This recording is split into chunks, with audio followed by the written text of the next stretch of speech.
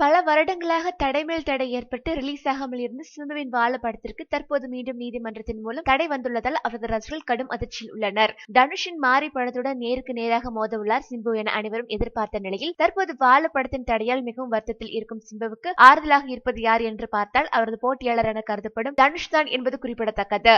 வாழ தடை குறித்து செய்தி கேள்விப்பட்டதும் சிம்புவுடன் தொலைபேசியில் தொடர்பு கொண்டு பேசி அவருக்கு ஆறுதல் கூறிய தனுஷ் இது குறித்து தனது ட்விட்டரில் கூறிய போது, சிம்புவிடம் தொலைபேசியில் பேசினேன், அவர் நம்பிக்கை இழக்கவில்லை, அதோடு ஒட்டுமொத்த விவகாரத்திலும் நேர்மறை அணுகுமுறையுடன் இருக்கின்றார், வாழ்த்துக்கள் நண்பா, இறையில் உன் பக்கம் இருக்கட்டும் என்று ட்வீட் செய்துள்ளார்.